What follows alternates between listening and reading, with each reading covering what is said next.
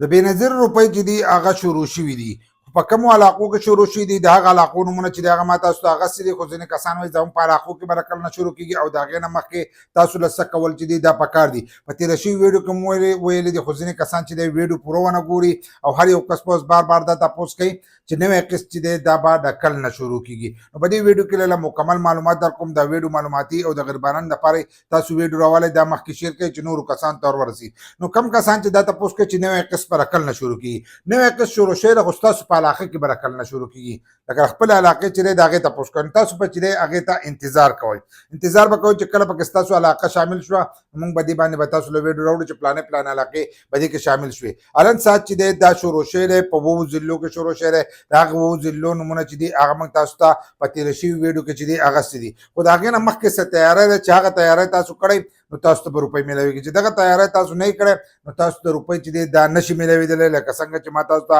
په تېره شوي کې ولیدې چې سیم د دې لپاره لازم دی زیاتر کسانو اوس هم سیم نه دی راغستی لاړ شئ خپل سیم چې دی دا راواخلئ ځکه چې سیم راواخلئ نو تاسو ته به روپۍ میلاویږي چې سیم ستاسو سره نه نو تاسو ته روپۍ چې دی دا نشي میلاوېدلی نو دا کار لازم وکړئ بل لا چې سیم تاسو له درکړي نو تاسو به 15 ورځې پس چې دی دا به دوباره ځئ نو د هغې نه وروسته به ستاسو بایومیټرک چې دی دا به کېږي چې ستاسو بایومیټرک وشي ستاسو اکاونټ چې دی دا به ویریفای شي دغه به شي نو د هغې نه وروسته به بیا تاسو ته روپۍ چې دي دا میلاویږي لکه ستاسو په اکاونټ کې به هغه روپۍ وي که تاسو یې راوکاږئ او که خپل اکاونټ کې ساتئ خو چې سیم راوالی نو ستاسو اکاونټ ته چې دی روپۍ به راشي نو دا کار چې دی دا لازم وکړئ بل لا بایومیټرک دی نو بایومیټرک چې دی هم د دې لپاره لازم دی چې هغه تاسو وکړئ تاسو به خپل اکاونټ نه چې دی روپۍ به رایستی شي چې هغه تاسو نه یې کړی نو بیا هم تاسو د خپل اکاونټ نه روپۍ چې دی دا نشئ رایستلی خو د ټولو نه لازم کار سره لازم کار دا دی چې ستاسو سره شناختي کارت چې دی دا وي شناختی کارت ستاسو سره نه نو تاسو ته روپۍ اکثر شی چې دی دا هم نشي میلاوېدلی نو شناختی کارت چې دی دا به له ځان سره چې دی دا به لازم ساتئ ځینې کسان به وایي چې زموږ سره خو شناختی کارت چې دی دا شته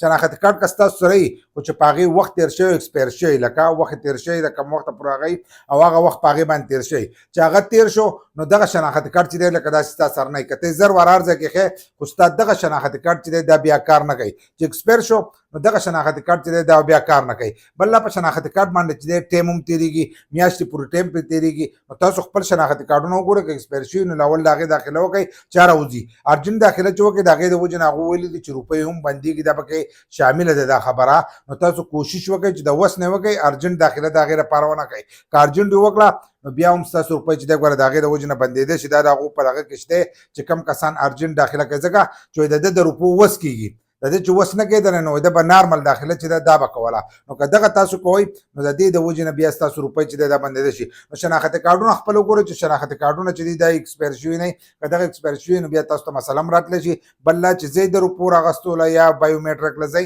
نو شناختي کارډ چې دی دا د ځان سره لازم وړئ چې شناختي کارډ ویسئ نو د هغې نه وروسته چې دی ستاسو کار به کېږي که شناختي کارډ ستاسو سره نه نو واپسې به راځئ او بیا به ځئ او نن سبا به رش چې دی دا به هم ډېر زیات وي نو کوشش وکړئ لا ستاسو په علاقو کې لا نه دي شروع شي نو کومو کسانو په علاقو کې چې نه دي شروع نو هغه خپل شناختي کارډونه او هر سره چې دي دا دي چیک کړي او په کومو کې چې شروع دي نو که هغه لاړ شي او شناختي کارډ نه نو دغه ټایم چې دی دا به ستاسو خرابېږي